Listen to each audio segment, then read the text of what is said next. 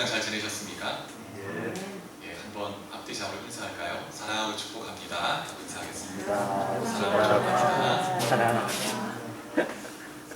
예, 오늘 이 예배 가운데 또 말씀을 통해서 하나님 은혜가 여러분 가운데 충만할 수 있기를 주의 이름으로 축복합니다. 오늘은 교회역으로 성령 강림 주일입니다. 이 성령 강림 주일을 잘 기념하지 않고 그냥 지나가는 경우가 종종 있는데요. 근데 사실 교회에 있어서 고난주간 그리고 부활절 못지않게 정말 중요한 절기 중에 하나가 성령 강림 주일이라고 할 수 있습니다. 성령의 강림으로 교회가 실질적으로 이 땅에서 영적 출발을 했거든요. 너무나 중요한 절기입니다. 오늘 특별히 주어진 말씀을 가지고 성령 충만한 교회를 꿈꾸라 하는 제목으로 말씀을 나눌 때 말씀을 듣는 중에 성령의 충만함이 우리 모두에게 임할 수 있기를 주의 이름으로 축복합니다. 예수님께서는 공생애를 시작하시기 전에 세례 요한에게 세례를 받으시고 성령 충만을 받고 공생애를 시작하셨습니다. 성령 충만을 입고 나서 감당하신 사역이 마태복음 4장 23절에 요약이 되어 있는데 이렇게 말씀하고 있습니다.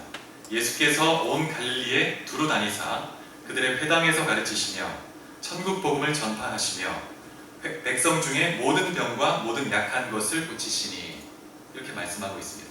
예수님께서 성령 충만함을 입고 이 땅에서 공생의 사역 기간 동안 행하신 사역이 세 가지가 있는데 영어로 하면 teaching, preaching, healing입니다. 성경을 가르치시고 복음을 전파하시고 그 다음에 많은 연약한 자들 그리고 귀신 들린 자들 힐링, 치유해 주셨습니다. 심지어 죽은 자도 살리셨죠. 3명이나 살리셨습니다. 그런데 예수님의 사역의 하이라이트는 죽은 자를 살리는 것이 아니었고 자신이 죽는 것이었습니다. 자신이 죽는 것이 주님의 사역의 하이라이트였습니다. 예수님은 율법의 말씀에 완전하게 순종하셨고 죄가 하나도 없으셨습니다. 그런데 죄 없으신 예수님께서 로마 법에 따라 총독에 의해서 사형 선고를 받고 십자가에 달려서 비참하게 죽임을 당하셨습니다. 근데 이 십자가 죽음의 의미가 성경 곳곳에 나타나고 있는데 마가복음 10장 45절에 보면 이 십자가의 죽음이 대속의 죽음이라고 말씀하고 있습니다. 예수님이 자신의 어떤 죄 때문에 잘못한 것이 있어서 처형을 받으신 것이 아니고 우리의 죄를 대신해서 여러분과 저의 죄를 대신해서 대신 속죄하는 그런 죽음이라는 것입니다. 예수님은 여러분과 저의 죄를 위해서 십자가에서 고통당하시고 피 흘리시고 완전한 속죄를 이루셨습니다. 그래서 예수님이 죽으신 그 죽음이 나의 죄를 대신하는 죽음이라는 것을 믿고 주님을 나의 구주로 영접할 때 죄사함을 받고 하나님의 자녀가 되고 영원한 생명을 누리게 되는 것입니다.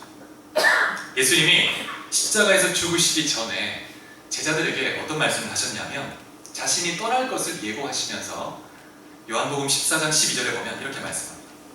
내가 진실로 진실로 너희에게 이르노니 나를 믿는 자는 내가 하는 일을 그도 할 것이요 또한 그보다 큰 일도 하리니 이는 내가 아버지께로 감이라. 놀라운 말씀이죠.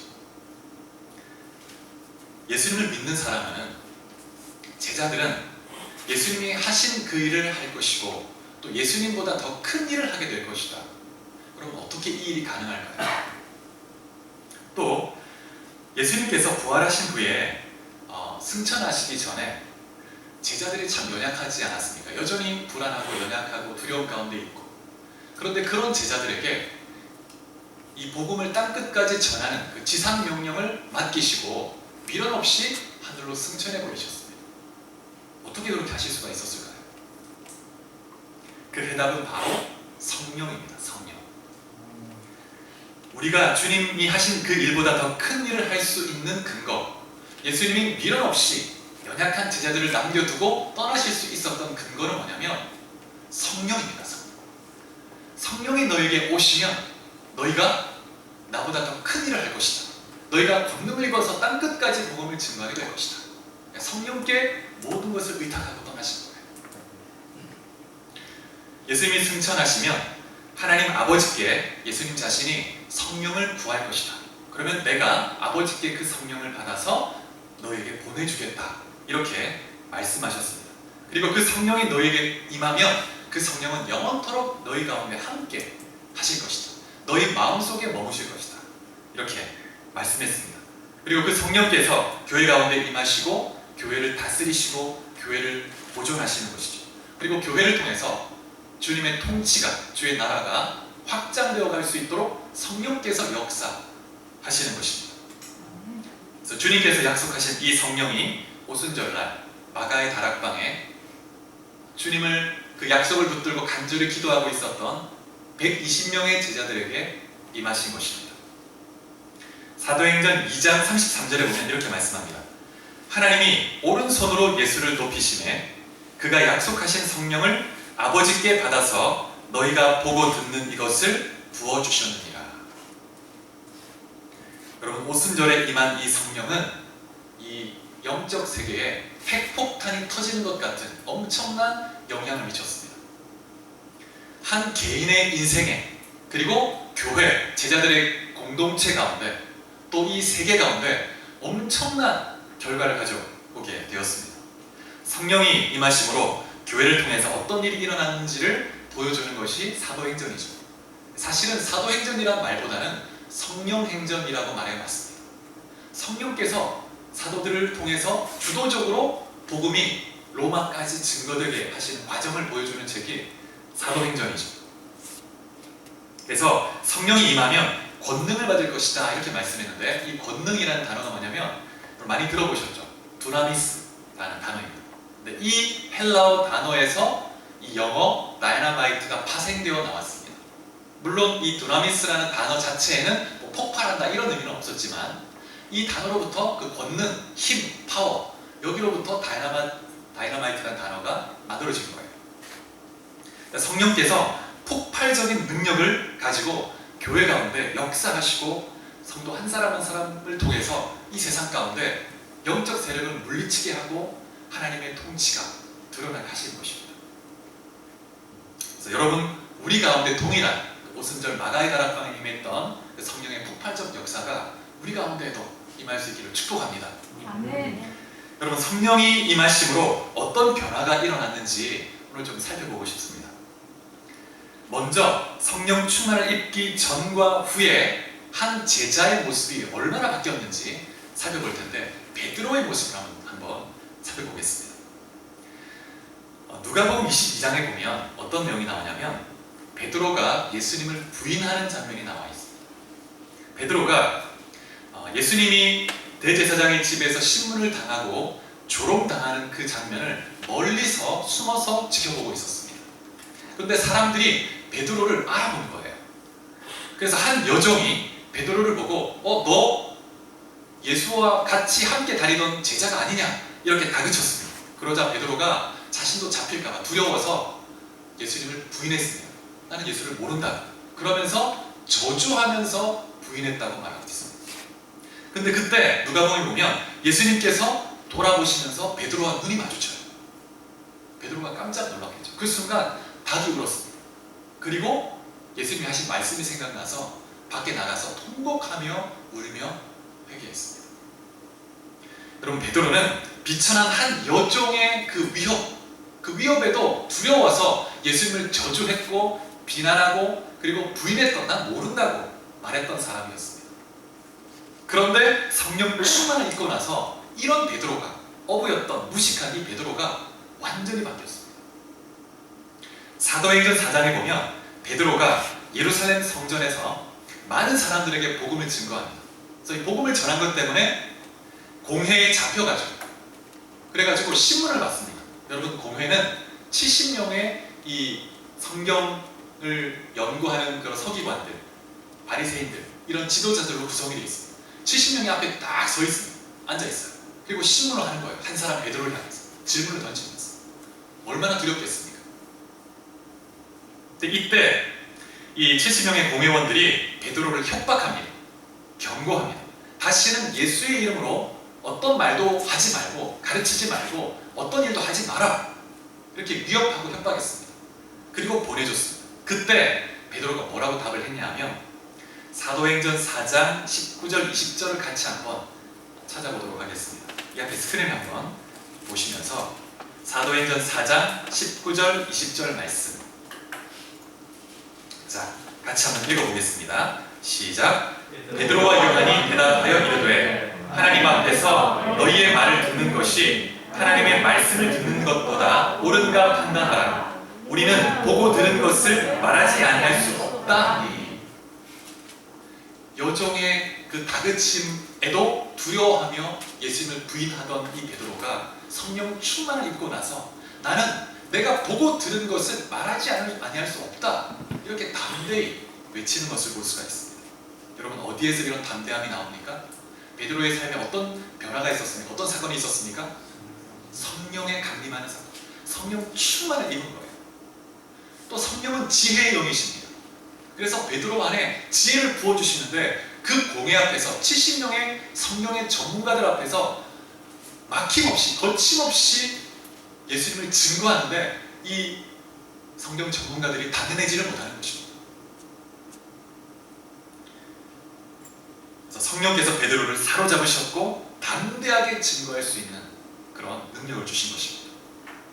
여러분, 이것이 성령의 권능이죠.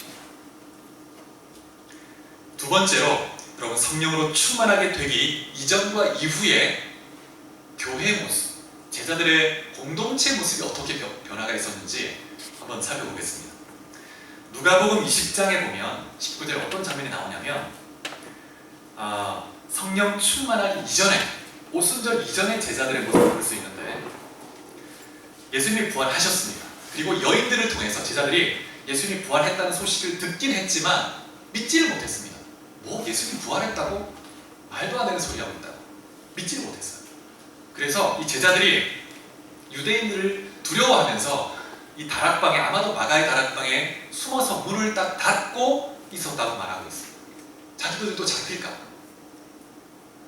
이때 예수님이 그 문이 닫혀 있는데 벽을 통과해서 가서 제자들에게 나타났습니다. 그리고 그들에게 평강을 주시면서 숨을 내쉬세요. 그리고 후 하면서 성령을 받으라, 이렇게 말씀했습니다. 이 장면을 보면 구약 에스겔 37장의 말씀이 생각이 납니다. 연상이 됩니다. 에스겔 37장에는 그 에스겔 골짜기에 마른 뼈의 환상이 나와 있습니다. 근데 이 에스겔 37장 2절에 보면 골짜기에 뼈가 가득합니다. 근데 뼈가 아주 바짝 말라 있다는 거예요. 바짝 말라 있다는 말은 죽은 지가 오래됐다는 겁니다. 그래서 살도 다 썩고 뼈도 아주 바짝 말라버린 거예요. 죽은 지가 오래됐습니다. 하나님이 이 뼈를 보여주시면서 에스겔에게 묻습니다. 인자야, 이 뼈들이 살겠느냐? 이렇게 물어보는 거예요. 그러니까 이 에스겔이 보기에 야, 이게 살겠나? 믿음이 생기지 않는 거죠. 하나님이 아십니다. 이렇게 답을 했습니다. 살아날 가능성이 전혀 없는 그 뼈들 가운데 하나님께서 에스겔에게 명령합니다. 생기가 불어오기에 명령을 내리죠. 생기야 사방에서 불어오라 했을 때 이 생기가 확 불어오면서 살이 붙고 가죽이 붙고 그러면서 이 뼈들이 강한 군대로 서는 것을 볼 수가 있습니다. 여러분, 메마른 이 뼈들은 바벨론의 포로로 잡혀 있었던 이스라엘 백성들을 상징합니다. 아무런 소망 없이 살아가던 그 백성들, 정말 아무런 일도 할 수가 없습니다. 무력한 상태입니다. 소망이 없어요. 그런데 하나님의 성령이 생기처럼 임했을 때 그들이 영혼이 살아나고 그 이스라엘 백성이 군대가 됐다는 거예요. 오늘 이 본문의 이 요한복음의 제자들의 모습도 정말 메마른 뼈와 같은 모습이 아닌가 생각해 봅니다. 제자들은 귀신 들린 그 소년도 고치지 못했고 조롱받았고, 또 예수님과 함께 예루살렘을 올라갈 때 그들 중에 누가 더 큰지 서로 막 경쟁하기도 했고, 주님의 마음을 전혀 이해하지 못했던 육적인 상태였습니다. 예수님이 십자가에 달리셨을 때 다 흩어지고 도망갔죠. 그런데 그러한 그들에게 오순절날 성령이 임하신 거예요. 제자들이 180도 완전히 바뀌었습니다. 사도행전 5장 한번 찾아보시겠습니다. 사도행전 5장 40절부터 42절.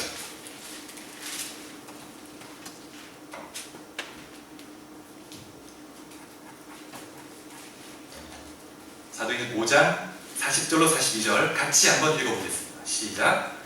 그들이 옳게 여겨 사도들을 불러들여 채찍질하며 예수의 이름으로 말하는 것을 금하고 놓으니 사도들은 그 이름을 위하여 능력받는 일에 합당한 자로 여기심을 기뻐하면서 공회 앞을 떠나니라. 그들이 날마다 성전에 있든지 집에 있든지 예수는 그리스도라고 가르치기와 전도하기를 그치지 아니하니라. 사도들이 공회에서 협박을 받고 채찍질을 당하는 그런 상황에서도 기뻐했다고 말하고 있습니다. 그리고 날마다 어디에 있든지 예수는 그리스도이시다, 우리 구원자이시다, 그리고 그 이름을 증거하고 전도했다고 말씀하고 있습니다.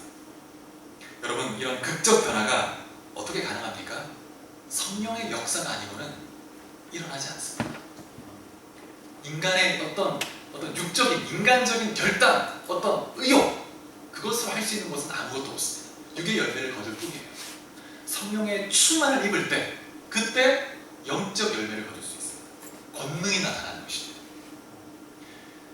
제자들은 성령의 충만을 입고 담대한 예수의 증인이 되었습니다. 그래서 예수님이 하신 것처럼, 말씀하신 것처럼 예수님이 하신 일보다 더 큰 일도 행하기 시작한 것입니다.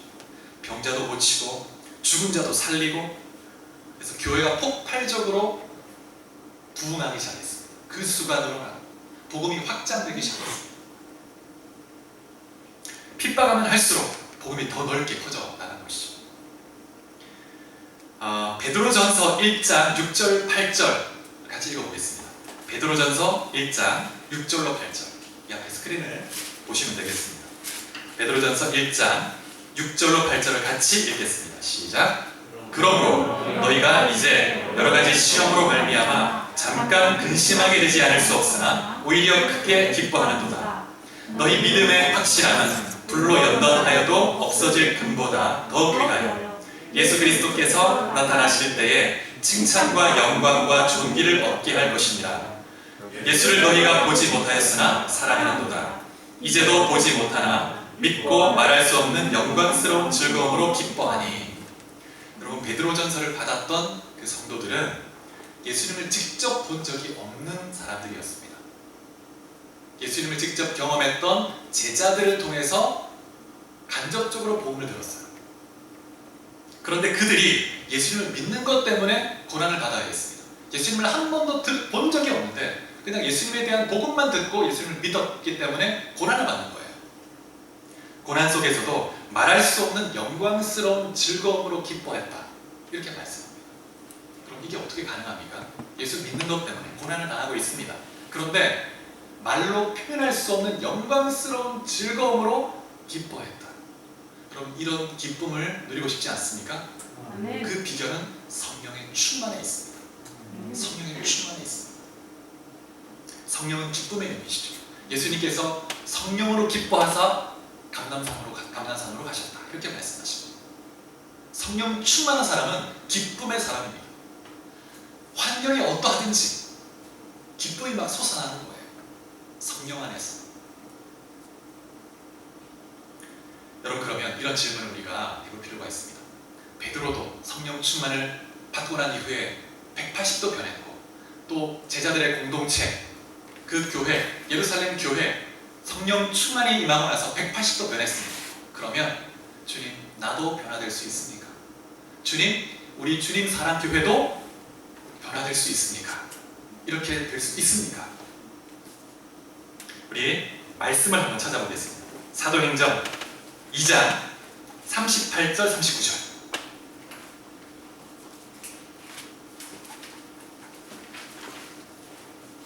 자, 같이 한번 읽어보겠습니다. 시작. 베드로가 이르되 너희가 회개하여 각각 예수 그리스도의 이름으로 세례를 받고 죄사함을 받으라. 그리하면 성령의 선물을 받으리니 이 약속은 너희와 너희 자녀와 모든 먼데 사람 곧 주 우리 하나님이 얼마든지 부르는 자들에게 하신 것이라 하고. 이 말씀에 보면 회개하고 예수의 이름으로 세례를 받으면 죄사함을 받고 성령의 선물을 받을 것이다, 성령을 선물로 받을 것이다, 이렇게 번역할 수도 있고 성령의 선물, 이렇게 번역할 수도 있습니다. 성령을 받을 것이라는 거예요. 하나님의 약속한 선물. 누구든지, 모든 먼데 있는 누구든지 예수 이름을 믿고 죄를 사함받고 세례를 받는 사람, 그러면 하나님이 얼마든지 부르는 모든 자들에게 성령을 충만하게 부어주신다는 것입니다.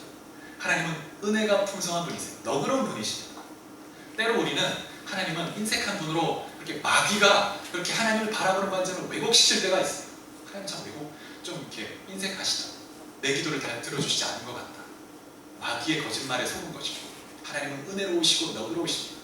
우리가 원하는 것보다 더 하나님 그분께서 우리에게 성령을 충만하게 부어주기를 원하신다는 것을 믿으시기 바랍니다. 그래서 우리가 기도하기만 하면, 구하기만 하면 하나님은 얼마든지 성령으로 충만히 부어주기를 원하십니다. 그렇다면 어떻게 성령 충만을 받을 수 있을까요? 5가지 방법을 좀 나누려고 합니다. 첫 번째는 성령으로 충만함을 받고 능력 있는 그리스도인의 삶을 살기 원한다면, 성령 충만을 받기 원한다면 무엇보다도 성령으로 거듭나야 합니다. 성령 충만은 예수 믿고 하나님의 자녀가 된 자들만 누리는 특권입니다. 예수 믿지 않는 사람은 성령 충만을 입을 수가 없습니다. 만약 여러분이 성령으로 충만하게 되기를 원하신다면 먼저 내가 얼마나 심각한 죄인인가를 인식하고 시인하고 내 죄를 자복하고 회개해야 합니다. 그러면서 예수를 믿어야 됩니다. 나를 대신하여 십자가에 달리시고 죽으신 그 주님 믿고 그 주님을 나의 구주로, 나의 왕으로, 주인으로 영접하는 거예요. 성령은 예수님을 따르는 제자들을 위한 것이지 예수를 믿지 않는 세상을 위한 것이 아닙니다. 예수님이 십자가에서 죽으시기 전에 내가 떠나가면 또 다른 보혜사를 하나님 아버지께서 너에게 보내줄 것이다. 제자들에게 약속해 주신 거예요. 여러분, 한 분 한 분 만약 주님을 인격적으로 만난 적이 없다면 언제든지 주님, 내가 죄인입니다. 내 죄를 회개합니다. 내가 주님을 나의 구주로 믿습니다. 주님을 영접합니다. 그런 주님을 영접하는 기도를 다시 한번 해볼 필요가 있습니다. 두 번째로, 성령으로 충만하기를 원하신다면 마음속에 있는 죄를 진지하게 회개해야 합니다. 회개. 대개의 경우 깊이 회개할 때 성령을 체험합니다. 성령을 경험해요. 성령 충만에 있습니다. 또 반대로 성령의 충만이 임할 때 나타나는 열매 중에 하나가 죄에 대해서 민감해지면서 죄를 깨달아요. 회개가 막 터져나옵니다. 이전에는 죄라고 생각지도 않았는데 내가 7살 때 형의 물건을 과자 하나 훔쳐먹은 거, 그것까지도 회개가 막 나오게 돼요. 여러분, 왜냐하면 성령은 거룩한 영이기 때문에 그렇습니다. 거룩한 영. 성령은 거룩한 영이기 때문에 우리 안에 숨은 허물과 죄가 있을 때 우리 안에 함께 머물기가 어려우세요. 거룩한 영이기 때문에 우리의 죄를 깨닫게 하십니다. 너가 이 죄를 회개해야 한다. 그래야 내가 더 네 안에서 너의 삶 속에 강하게 역사할 수 있다 말씀하시는 것입니다. 만약 우리가 죄를 회개치 않고 완고함으로 버티면 성령은 인격적 분이시기 때문에 기다리세요. 여러 가지 방법을 통해서 깨닫게 하심으로, 여러 가지 환경을 통해서, 여러 사건을 통해서, 또 설교 말씀을 통해서도 이게 죄구나 회개할 수 있도록 기다리면서 인격적으로 우리의 마음을 감화하시는 그런 분이시죠. 그래서 우리는 성령이 인격체라는 것을 꼭 기억해야 합니다. 인격체. 어떤 보이지 않는 인격이 없는 에너지 이런 게 아니고 인격이세요. 그래서 성령이 우리와 소통하기를 원하시는 분입니다. 그래서 우리는 어떠한 모양으로든지 죄를 범하지 않도록, 죄가 있다면 즉각 또 회개하고, 성령님을 근심케 한 것에 대해서 회개하고, 성령의 이끄심에 순종하지 않았던 것에 대해서 회개하고, 그렇게 회개하며 나가야 합니다. 그럴 때 성령이 우리 안에서 활발히 역사하십니다. 여러분, 회개할 때 귀신이 떠나갑니다. 회개할 때 귀신은 우리가 어찌하든지 죄를 깨닫지 못하게 하고, 죄를 깨달아도 회개치 않도록 딱 붙들고 완고함으로 버티게 만듭니다. 겸허하게 자신을 낮추고 주님 앞에 회개하기 시작할 때 귀신이 떠나가요. 여러분 안에 정말 회개 영이 임해서 정말 깊이 회개할 수 있기를 축복합니다. 성령은 우리의 죄를 깨닫게 하고 회개로 이끄시는 그런 분이십니다. 사도행전 2장에 보면 오순절날 성령이 강림하시는 그 장면이 나오는데 베드로가 많은 유대인들에게 말씀을 전했습니다. 복음을 전했습니다. 예수의 부활을 증거했습니다. 그러자 이 복음을 다 듣고 나서 베드로가 마지막 부분에 뭐라고 했냐면 너희가 죽인 그 예수를 하나님이 살리셨다. 너희가 예수를 죽였다. 구원자를. 그 말에 이 복음의 메시지 마지막 그 메시지에 마음이 찔림을 받아요. 그러면서 어찌할꼬 이렇게 말하자 베드로가 뭐라고 하냐면 너희가 회개하여 각각 예수의 이름으로 세례를 받고 죄 사함을 받아. 회개하라는 말을 가장 먼저 합니다. 너희가 회개해야 한다. 그러면 성령께서 너희 가운데 임하실 것이다. 여러분, 죄인됨의 자각과 진실한 회개는 성령 충만을 받는 중요한 단계라는 것을 꼭 기억하시기 바랍니다. 1907년 평양 대부운동 사건을 여러분 다 들어보셨을 것입니다. 근데 사실 평양 부운동의 그 첫 출발은 1903년에 원산에서 있었던 원산 부운동이 시발점이 되었습니다. 원산 부운동을 시작으로 그 영향력이 평양까지 이어졌고 전국으로 퍼지면서 평양에 폭발적으로 나타나는 거예요. 근데 그 원산에서 하디 선교사라는 한 선교사님이 아주 중요한 그런 통로가 되었는데 이 하디 선교사님은 캐나다 출신의 감리교 선교사인데 의료 선교사였습니다. 의사였고 정말 유능한 그런 인재였습니다. 그런데 모든 걸 포기하고 이 조선에 와가지고 복음을 전하겠다고 온 거예요. 그래서 강원도 지역의 통천 지역에서 처음 한 3년 처음 사역을 시작했습니다. 그런데 의료 사역을 했는데 열매가 하나도 없는 거예요. 의료 사역을 하면서 병자도 고쳐주고 복음을 전한다고 했지만 열매가 없는 거예요. 열매가 너무. 그래서 이 하디 선교사가 힘든 시간을 보냈습니다. 그러던 중에 그 강원도 그 지역에 이제 선교사님들이 모이는 그 모임에서 말씀을 전해달라는 요청을 받았습니다. 그래서 말씀을 준비하고 그리고 이제 모임 가서 말씀을 증거하는 가운데 그 말씀이 그 본인 스스로에게 깊이 와닿은 거예요. 그러니까 성령께서 자신이 증거하는 그 말씀이 자신에게 깊이 찔리게 하셨습니다. 자신이 얼마나 죄인인가, 자신이 얼마나 교만했었는가.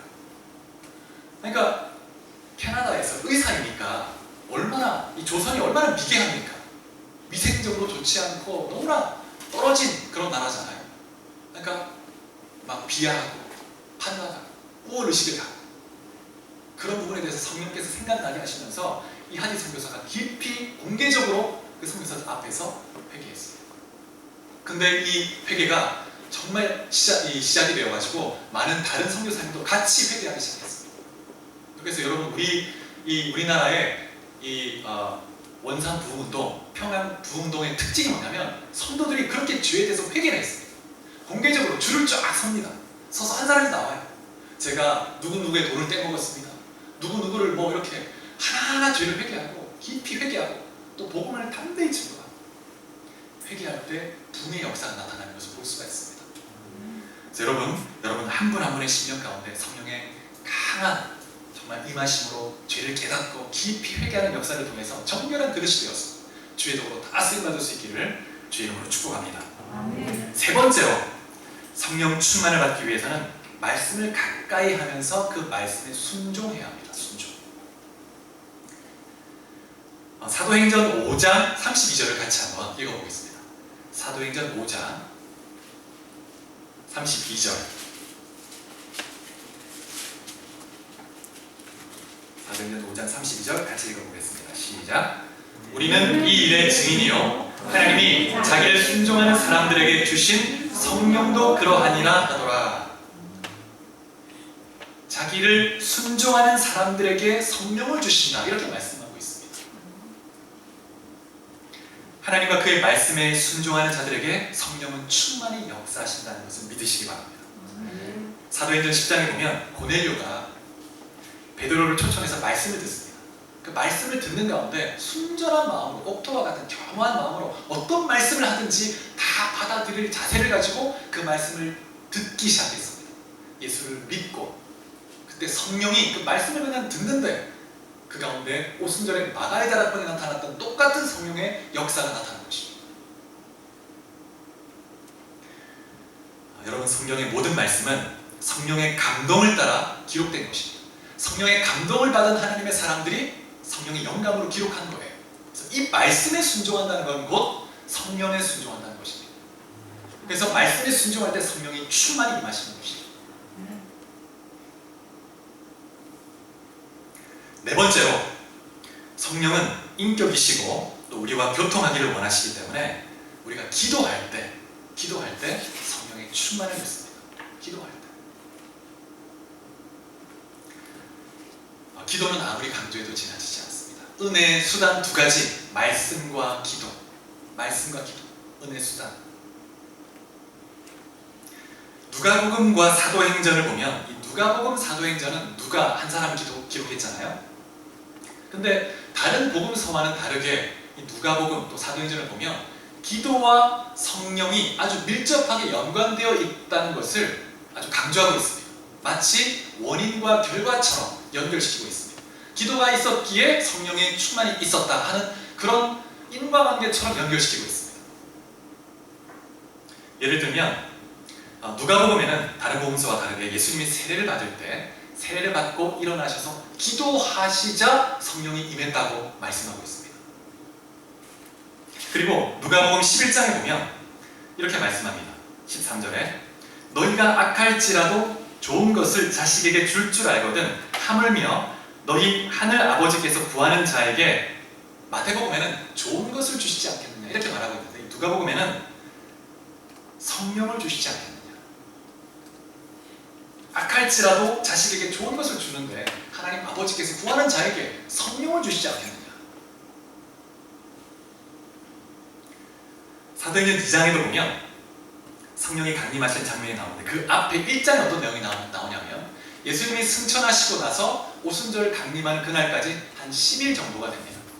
이 10일 동안 예수님이 말씀하신 대로 예루살렘 성 안에 머물면서 마가의 다락방에 모여서 120명의 제자들이 전심으로 기도했습니다.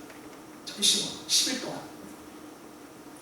그래서 그 기도에 대한 응답으로 오순절 마가의 다락방에 성령이 임하시는 기도와 성령의 강림이 연결이 되어 있습니다. 여러분, 기도는 성령이 역사하시도록 하는 강력한 통로가 됩니다. 하늘문을 여는 열쇠와 같습니다. 기도 없이 성령의 역사가 없고 기도 없이 성령 충만이 없습니다. 성령의 충만한 사람은 기도의 사람입니다. 정말 성령의 강히 역사하시는 교회는 기도하는 교회예요. 기도하는 교회. 기도하지 않는 성도는 하나님과 영적 교통이 없다는 의미이죠. 영적으로 죽은 상태인 거예요.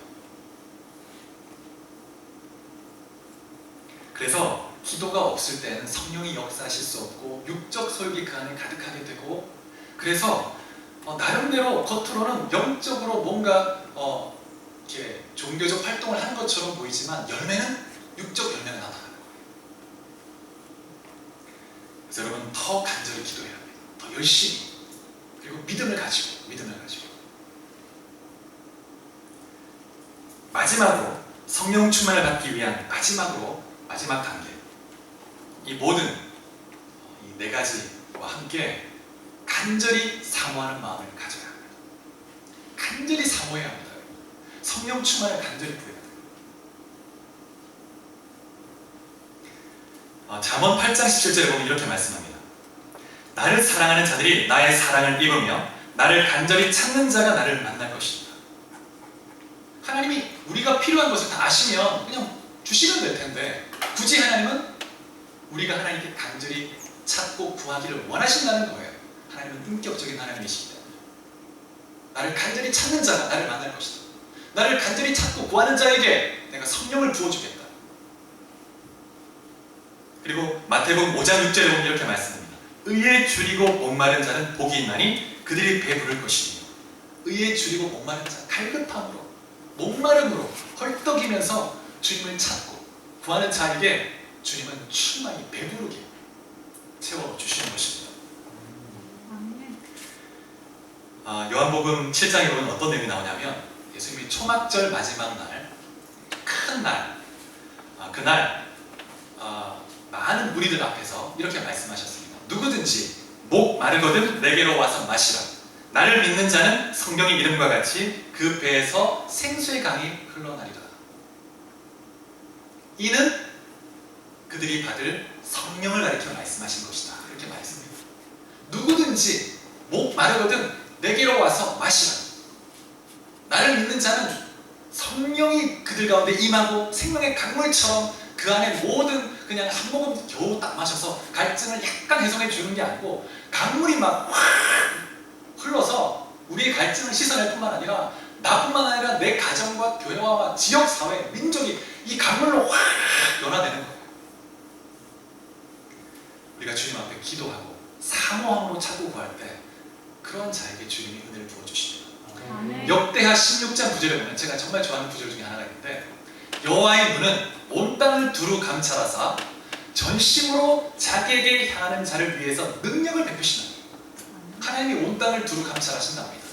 그런데 누구를 찾냐면 전심으로 자신에게 향하는 자, 하나님 앞에 간절함으로 전심으로 하나님을 찾고 구하고 의뢰하면서 하나님의 그 은혜 또 하나님의 성령을 간절히 구하는 자에게 능력을 부어주신다는 거예요.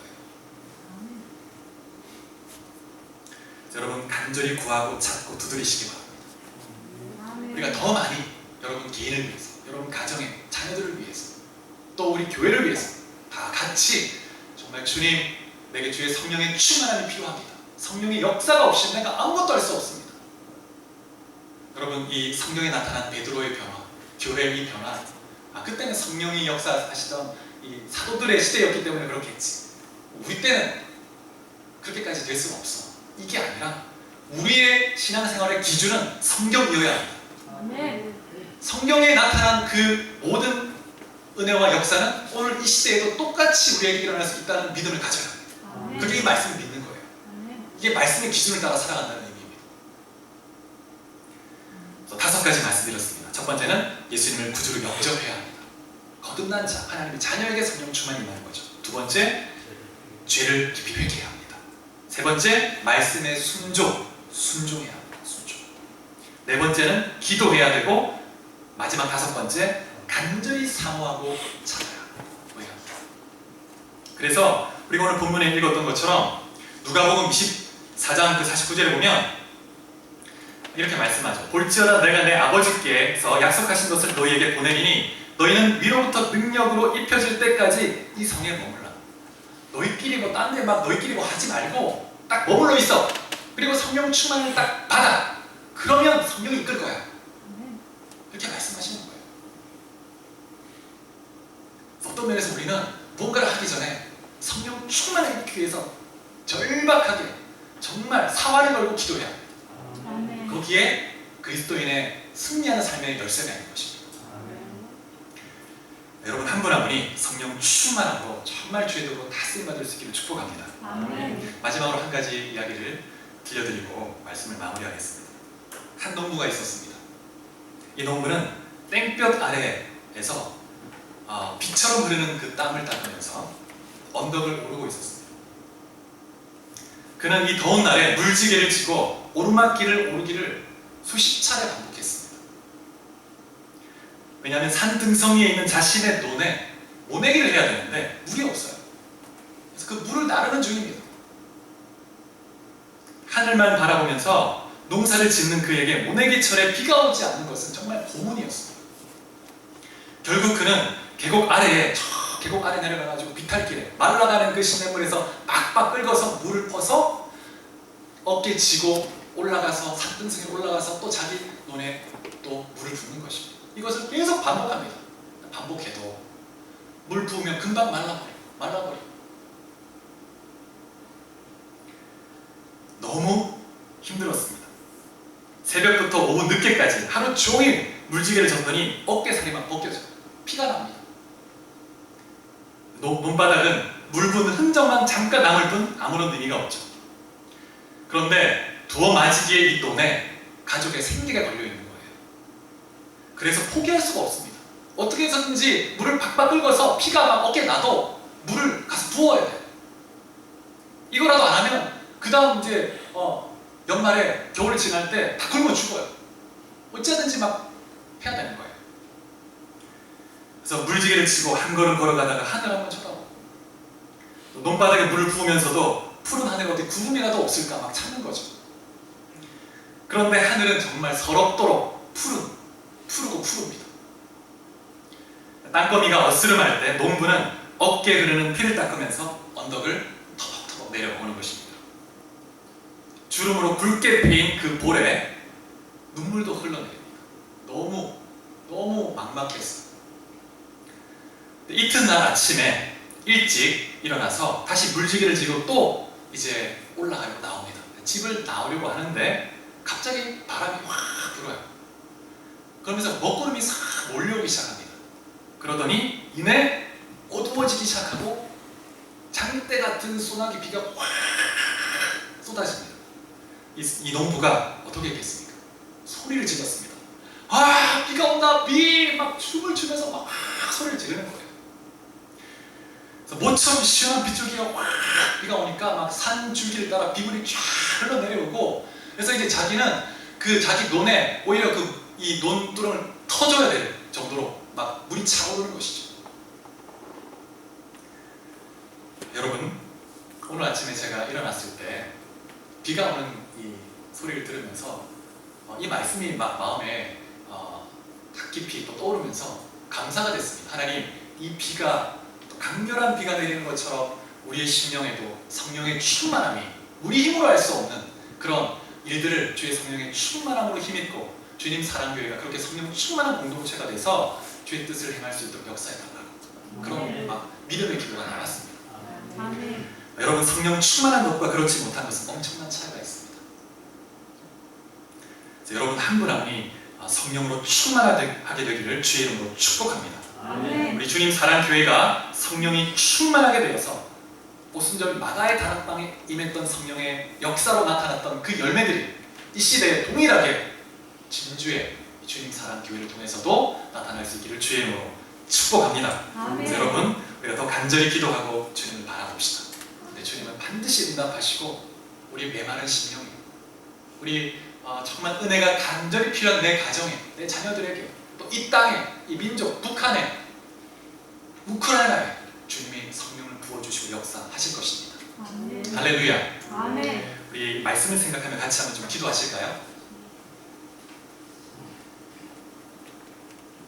말씀을 생각하면서 주님, 내 마음이 메마른, 정말 가뭄으로 바짝 마른 그런 마음 같습니다. 밭과 같습니다. 주님, 내게 은혜의 단비를 부어주시고 하늘문을 활짝 여시고 성령을 폭포수와 같이 부어주십시오. 나를 주님, 내 안에서 성령의 생수가 터져나게 해주십시오. 성령의 충만함으로 이제는 정말 육적 소리 가운데 사는 것이 아니고, 늘 내가 주를 믿는다고 했지만 내 삶을 돌아보면 육적 열매밖에 없어요. 주님, 내가 회개하네. 성령 충만하고 이제는 영적 열매, 잃어버린 영혼을 구원하고 정말 주님을 기쁘시게 하는 능력의 그리스도인의 삶을 살 수 있도록 역사해달라고. 그리고 우리 주님 사랑교회가 이제 사도행정적 교회로 정말 주님의 뜻을 이루는 교회가 될 수 있도록 축복해달라고 간절함으로 같이 한번 기도하도록 하겠습니다. 기도하겠습니다.